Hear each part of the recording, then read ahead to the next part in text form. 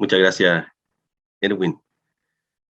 Muchas gracias a los jóvenes hermanos de Concepción también por la oportunidad y el privilegio y responsabilidad que implica, ¿no?, compartir algo de la palabra de nuestro Señor en una instancia como esta, un trabajo que, a pesar de la pandemia, ha continuado de parte de la Asamblea de Concepción, lo cual sin duda alguna se torna ejemplar y también motivo de gratitud. Bueno, yo debo contarles antes de comenzar que estoy bastante resfriado, creo que estoy a la par con Javier. Eh, y de hecho, ayer comenzaron mis síntomas, entonces muy encima como para decir, no, para mí los compromisos se cumplen independiente de. Así que con la ayuda del Señor entonces vamos a compartir algo que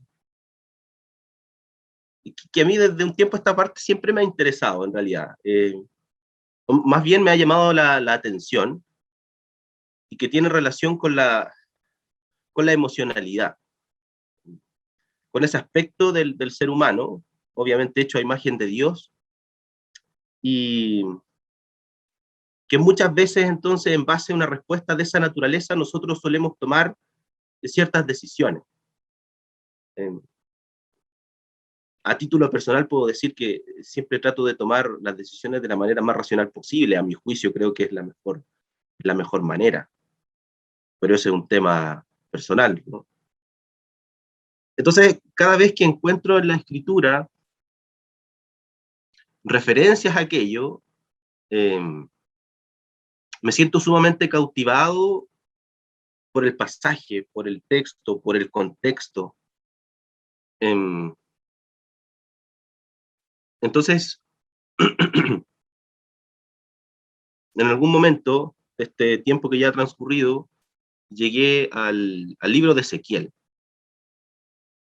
Un libro de Ezequiel, uno de los profetas mayores, ¿no?, del Antiguo Testamento, un extenso libro, resistido en los primeros años de la Iglesia, ¿no?, en cuanto a su conformación dentro del canon. Pero un libro muy interesante, tiene paralelismos realmente sorprendentes, por ejemplo, con lo que Juan atestigua allí en el libro del Apocalipsis. Y hay una escena en su vida cuyo relato tocó mi corazón, por decirlo de alguna forma. Entonces, para compartirlo ordenadamente, quisiese... espera un poquito que voy a colocar el cronómetro, porque tengo 30 minutos, me acordé de eso. Quiero compartir entonces una presentación. Me gustaría que me dijesen si se ve. Ya. A ver, ¿cómo lo hago yo aquí para ver mejor? Así parece aquí. Ya. Bien, entonces, el título de este mensaje es Una tristeza silenciosa. Una tristeza silenciosa. Una de las tantas experiencias que tuvo que vivir el profeta Ezequiel, bien digo. Y bueno, lo más probable es que necesitemos de una contextualización, ¿no? Probablemente no todos tengamos ciertas nociones en cuanto a la historia del pueblo de Israel, y todos tenemos sumamente claro, ¿verdad?, el recorrido, partiendo de la salida desde Egipto, como con mano poderosa, Jehová Dios, por intermedio de Moisés, los saca, deambulan por el desierto 40 años, después por mano de Josué, comienzan a tomar posesión de la tierra prometida, viene el periodo de los jueces, Samuel el último juez es quien entonces tiene que ungir primeramente a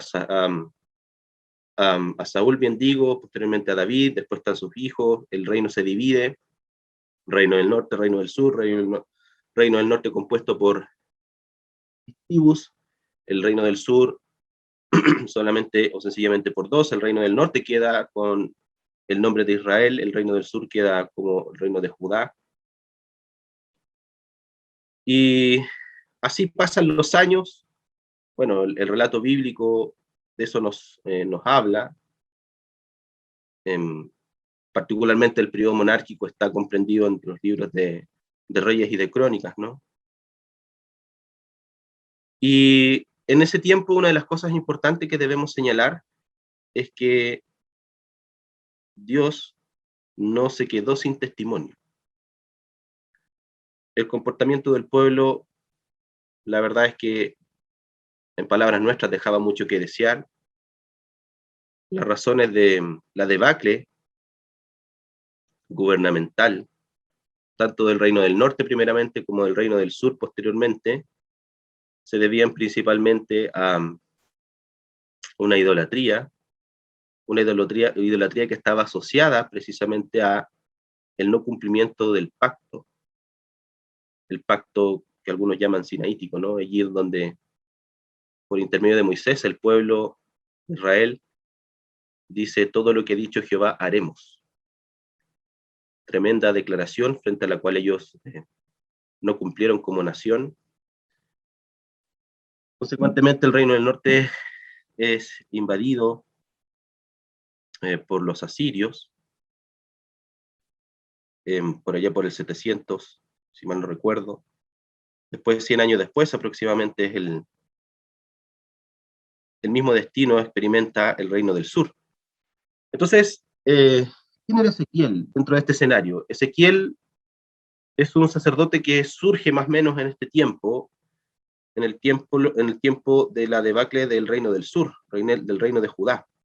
En el año 606 a.C., los babilonios empezaron la primera de varias deportaciones de judíos desde la capital misma, y precisamente tenemos el relato bíblico de Daniel, ¿no? Daniel fue uno de los que estaba en este primer grupo. Varios años después, en el segundo grupo, en el año 597, estaba en ese grupo de segunda deportación el joven Ezequiel. Ezequiel fue uno de los cautivos llevados desde Judá hasta Babilonia. En este caso, el enemigo era Babilonia. Instrumentalizados por Dios para ejecutar juicio sobre su pueblo terrenal, Ezequiel entonces fue uno de los que fueron llevados cautivos hasta Tel Aviv, cerca del río Quebar, allá en Babilonia. Ahí vivió en su casa con su esposa a la edad aproximada de 25 años. Esa era su edad cuando fue llevado cautivo hacia Babilonia. 5 años después, Dios le llamó a ser profeta cuando tenía 30 años que justamente coincidían precisamente con la edad en la cual todo sacerdote comenzaba su ministerio de manera oficial en el templo. Esto ocurre entonces 6 años antes de la destrucción de Jerusalén en el 586 por manos de los babilonios. De modo que Ezequiel era contemporáneo a Jeremías. Jeremías era uno de los profetas que ministraba, profetizaba en el territorio de Israel en este mismo periodo de tiempo, y por otro lado en Babilonia teníamos entonces a Ezequiel. Ezequiel, un sacerdote que fue llamado a ser profeta. Bueno, como es un libro muy extenso, hay muchas cosas que se podrían decir al respecto, ¿no? Quizá una de las cosas más interesantes es que de alguna forma una estructura triple tiene relación con una cronología. Los primeros 24 capítulos fueron dados antes del asedio a Jerusalén. Los capítulos 25 a 32, que tienen relación con las naciones vecinas, fueron dados entonces por Ezequiel durante el sitio de Jerusalén, y los capítulos 33 al 48, que hablan ya de promesa de restauración de parte de Dios para con su pueblo, fueron dados entonces por profecías después del sitio. Ahora, uno de los aspectos que más me llama la atención de Ezequiel es que no fue solo un profeta que proclamó el mensaje de Dios, sino que tuvo que vivirlo. vivirlo en carne propia. Entonces, con eso en mente, vamos a leer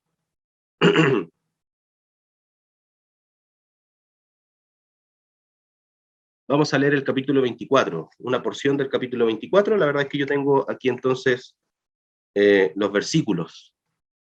Vino a mí palabra de Jehová diciendo, hijo de hombre, he aquí que yo te quito de golpe el deleite de tus ojos, no endeches, ni llores, ni corran tus lágrimas. Reprime el suspirar, no hagas luto de mortuorios. Ata tu turbante sobre ti y pon tus zapatos en tus pies, y no te cubras con rebozo, ni comas pan de enlutados. Hablé al pueblo por la mañana. Estas son palabras de Ezequiel.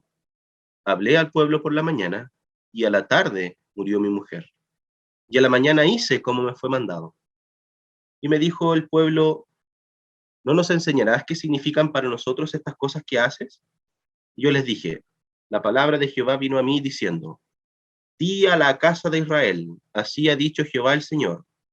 He aquí yo profano mi santuario, la gloria de vuestro poderío, el deseo de vuestros ojos y el deleite de vuestra alma, y vuestros hijos y vuestras hijas que dejasteis caerán a espada. Y haréis de la manera que yo hice. No os cubriréis con rebozo, ni comeréis pan de hombres en luto. Vuestros turbantes estarán sobre vuestras cabezas y vuestros zapatos en vuestros pies.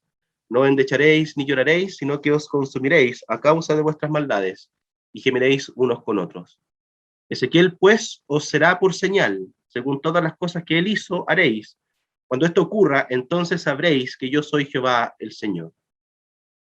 Y tú, hijo de hombre, el día que yo arrebate a ellos su fortaleza, el gozo de su gloria, el deleite de sus ojos y el anhelo de sus almas, y también sus hijos y sus hijas, ese día vendrá a ti uno que haya escapado para traer las noticias. En aquel día se abrirá tu boca para hablar con el fugitivo y hablarás, y no estarás más mudo, y les serás por señal, y sabrán que yo soy Jehová. Ahora, yo puedo, hasta ahí la porción por ahora. Yo puedo entender que quizás sea una porción que llame tu atención, eh, que te haga sentir algo de compasión, ¿no? O que te genere algo extraño en tu interior. Pero creo que en mi caso me tocó un poco más debido al grado de empatía que puedo lograr con lo que experimentó el profeta. Que tu mujer, que tu esposa fallezca. Bien, analicemos un poco entonces este pasaje. En los versos 15 al 18 tenemos el anuncio divino. Te quito de golpe. Te quito de golpe, una acción concreta de parte de Dios. Razón y causa, o causante, Dios. Hay mucha evidencia bíblica en donde vemos esta misma acción. Por ejemplo, en esos dos pasajes en el libro de Números. Muerte repentina por causa divina. Ahora, los pasajes mencionados allí o de los cuales se hace referencia hablan acerca de una intervención de Dios en juicio y que consecuentemente conlleva la muerte. Pero el texto bíblico que hemos considerado aquí, en Ezequiel, no da luces respecto a algo como eso en el caso de la esposa de Ezequiel. El deleite de tus ojos es lo que iba a ser quitado de Ezequiel, una expresión poética profunda del sentir del profeta hacia su esposa. Todos los que aquí somos esposos, podemos sentirnos plenamente identificados con esta expresión. No por nada uno se casa con aquella mujer que Dios coloca en el camino de uno. Una expresión similar, en este caso, es una relación filial entre padre e hijo.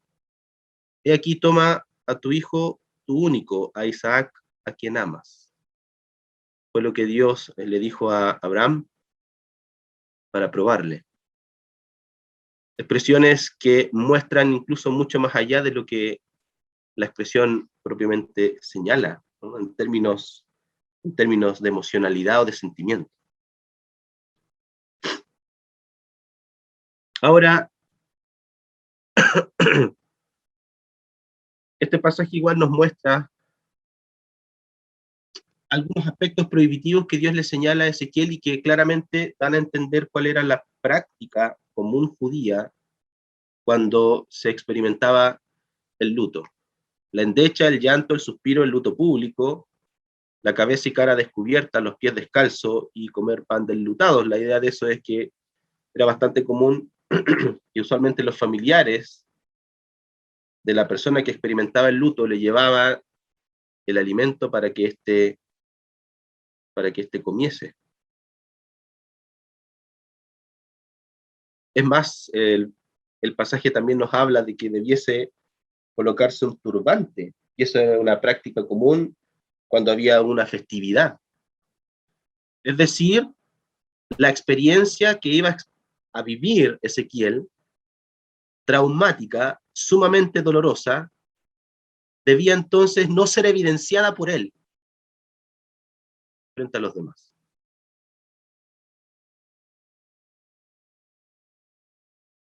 El profeta habló por la mañana, su esposa fallece en la tarde, y el día siguiente debe continuar su rutina como si nada hubiese pasado.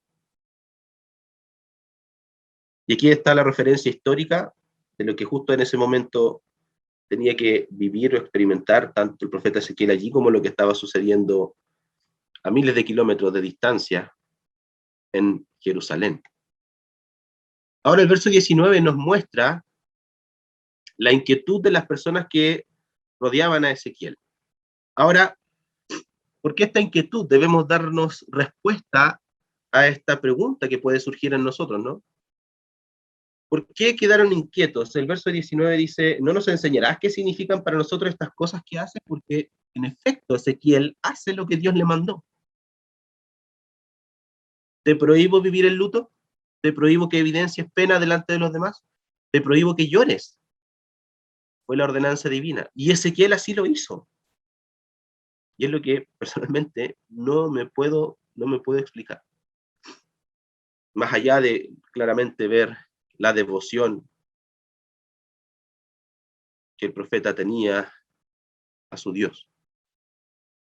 Ahora, ¿por qué el pueblo inquieto? Bueno, porque no era primera vez que Ezequiel manifestaba algo al pueblo cuyo propósito era entregarles un mensaje. Y antes de la situación leída aquí en el capítulo 24, tenemos 8 señales que el profeta le dio o le entregó al pueblo. Y todas entonces tenían una enseñanza y que precisamente estaba estrechamente relacionada con la experiencia de los judíos allá en Jerusalén. Una de las cosas que a mí me llama mucho la atención del libro de Ezequiel, hasta un cierto punto, es que los israelitas que eran cautivos junto con Ezequiel, que estaban allá en Babilonia, no tenían la claridad suficiente con respecto al por qué estaban allí. No había una convicción de pecado, no había un razonamiento lógico que dijese, bueno, la verdad, por nuestros propios actos, por nuestra propia desidia, por nuestra propia indiferencia, por nuestra propia idolatría, por nuestro propio incumplimiento del pacto, nosotros estamos acá y estamos viviendo lo que nos merecemos. No, no existía eso de parte del pueblo que era contemporáneo a Ezequiel en el exilio. Entonces vemos aquí el ministerio de Ezequiel a través de varios años, en donde aquí hay a lo menos 8 señales que él hace, que actúa. Él era una parábola viviente entregándoles mensajes de parte de Dios.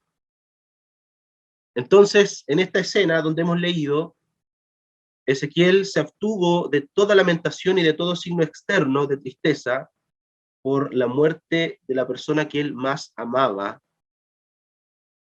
en ese momento, en el exilio, en el exilio. Bueno, nosotros estamos siendo testigos, ¿no?, de mucha inmigración. Hay varios hermanos que son precisamente de otros países y que por razones que ya todos conocemos, ¿no?, han tenido que emprender otros rumbos. Y es fuerte cuando sabemos testimonios de hermanos o de hermanas en donde, por ejemplo, el marido se viene primero y tiene que asentarse en este lugar y hay una gran distancia que los separa y con la incertidumbre de si en efecto la familia que quedó allá va a poder venir o no.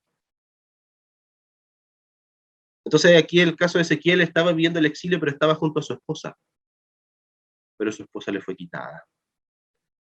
Qué tremendo, qué tremendo. La verdad, hermanos, hermanas y queridos amigos, no logro encontrar las palabras como para poder describir de la forma más fidedigna posible o fiel a lo que fue la experiencia de Ezequiel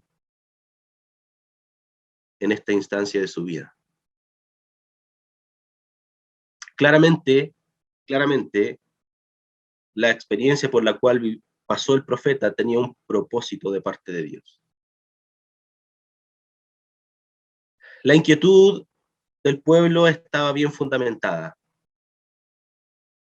El profeta acostumbraba entonces a entregarle mensajes muy directos, con mucha vehemencia, ¿no?, mediante figuras o acciones concretas.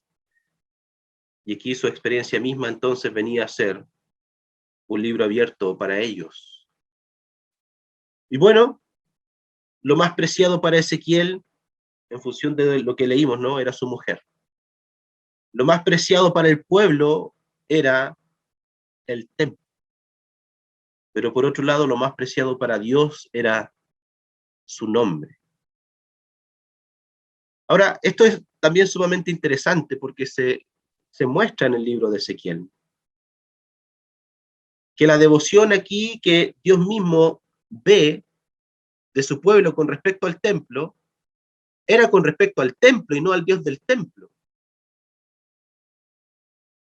De hecho, a tal punto llegó la indiferencia, o quizás más bien la idolatría del pueblo de Israel, y es que en el periodo previo, previo a la invasión de los babilónicos, los israelitas, particularmente todos aquellos que estaban vinculados con el funcionamiento del templo, ya estaban practicando un sincretismo descarado, es decir, no solo adoraban al único Dios verdadero, a Jehová de los ejércitos que lo había sacado de Egipto, sino que también estaban en el mismo templo realizando cultos idolátricos hacia otras deidades paganas.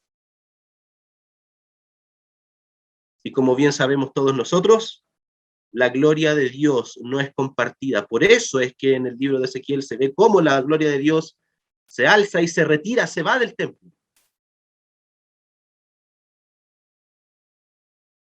Aquí vemos que lo más preciado para Dios es su nombre, su glorioso nombre. La profanación del santuario se realiza a través de su destrucción. El templo era para los israelitas, qué interesante es la expresión que utiliza Dios mismo para referirse a la perspectiva que ellos tenían del templo. La gloria de vuestro poderío, el deseo de vuestros ojos, el deleite de vuestra alma, su fortaleza, el gozo de su gloria, el deleite de sus ojos y el anhelo de sus almas. La destrucción del templo y la muerte de sus seres queridos sería causa de una profunda tristeza, ante la cual no valen las lágrimas ni los lamentos, sino solo la tristeza interior a causa de los pecados que han ocasionado una calamidad tan grande. Es decir, aquí había una tremenda enseñanza para los contemporáneos israelitas con respecto a Ezequiel. Tal cual obró Ezequiel ante la muerte de su amada, así iban a tener que experimentar ellos cuando se enterasen de que todos quienes quedaron en Israel, en Judá, iban a ser muertos, iban a ser masacrados y el templo iba a ser consumido. Esta tristeza es la que conduce a una percepción más clara del pecado, la que tiene muchas más probabilidades, ¿no?, de llevar a un verdadero arrepentimiento. El terreno se está preparando. La destrucción de Jerusalén ejercería una poderosa influencia sobre la historia futura de los exiliados y generaría un momento clave para el profeta.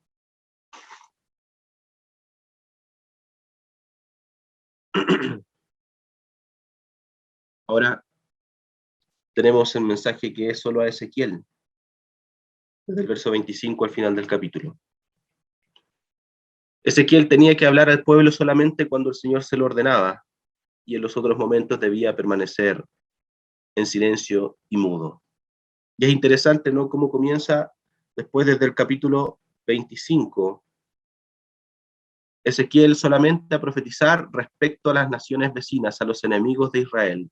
No hay palabra, no hay palabra para los israelitas que están en el exilio, no hay palabra para los judíos que están en el cautiverio, hasta el capítulo 33, que es donde aparece un mensajero y da las noticias de que la ciudad había caído.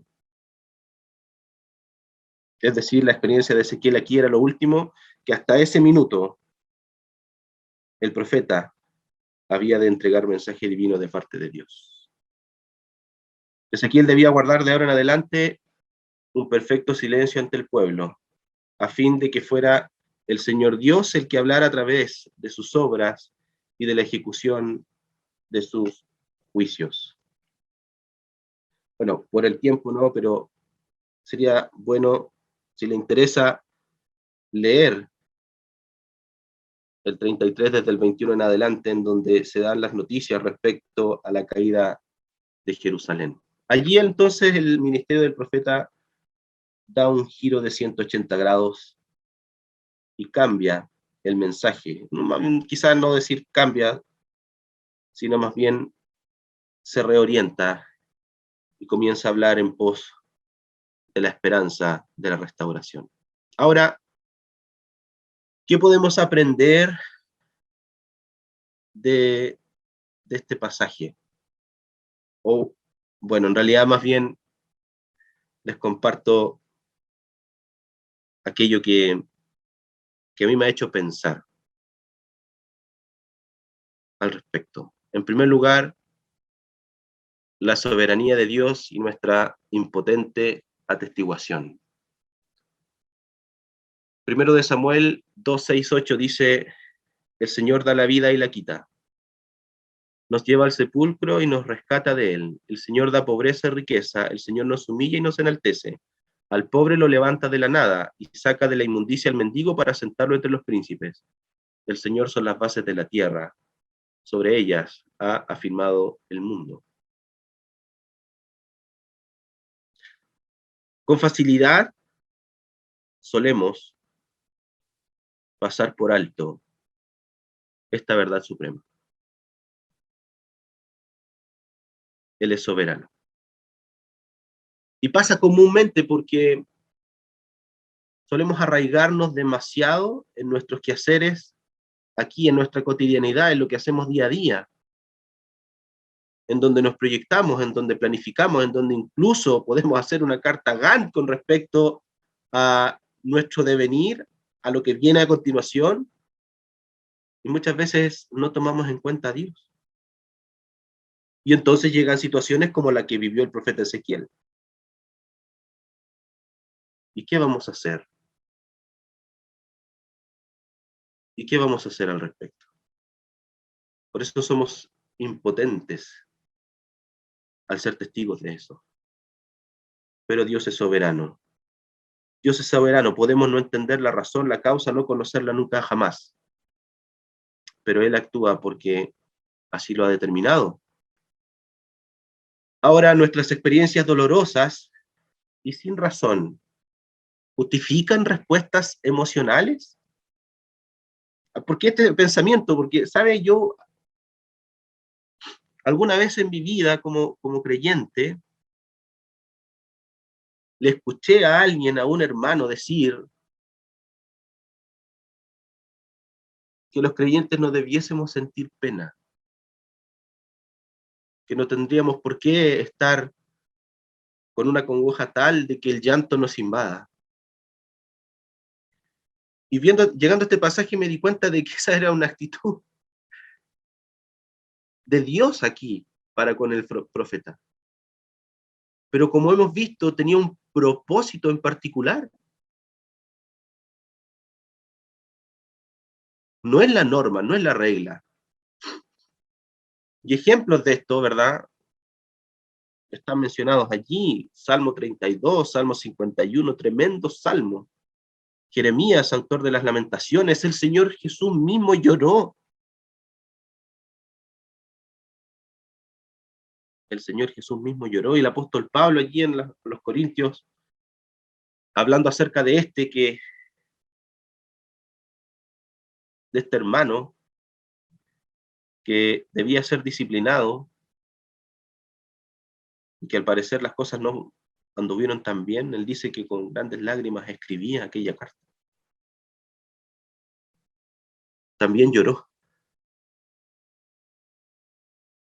Entonces, es aceptable el tener pena como creyente. Es totalmente válido el experimentar este tipo de emociones.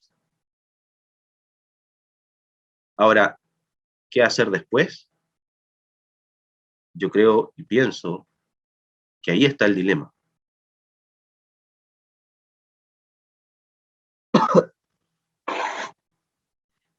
La acción del profeta, yo les dije, la palabra de Jehová vino a mí. Él era, cual señal, él era un ejemplo.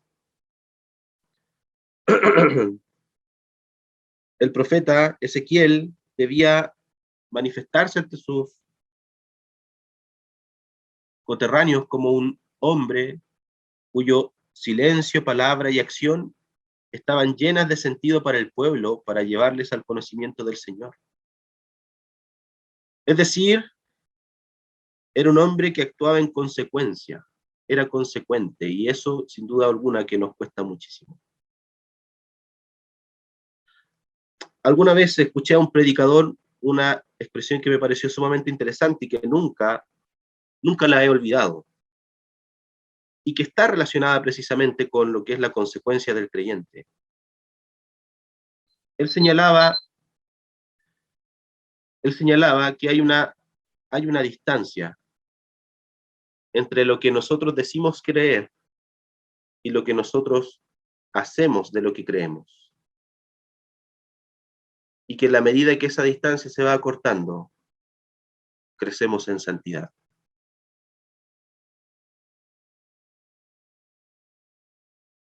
Ahora, ¿cuál era el deleite de los exiliados?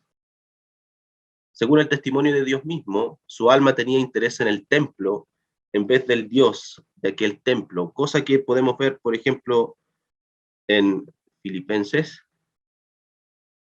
Hay algunos o habían algunos, y que puede suceder el día de hoy, ¿no? Que utilizan como excusa el servicio del Señor o el servicio al Señor para vanagloriarse. Y finalmente, con esto termino, ¿quién es nuestro templo? ¿Quién es nuestro templo? ¿Se acuerda de lo que Dios dijo respecto a la percepción de los israelitas con relación al templo? La gloria de vuestro poderío, el deseo de vuestros ojos y el deleite de vuestra alma, su fortaleza, el gozo de su gloria, el deleite de sus ojos y el anhelo de sus almas. Oh, hermano mío,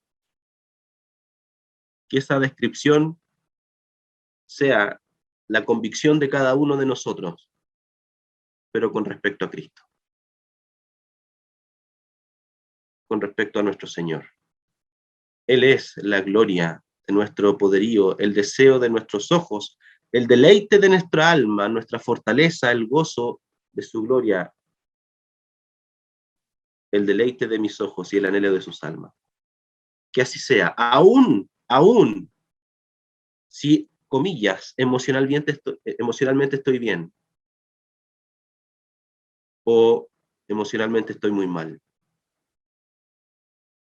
¿Cuánto ayuda el considerar su persona, la trascendencia suya, su obra, su ser,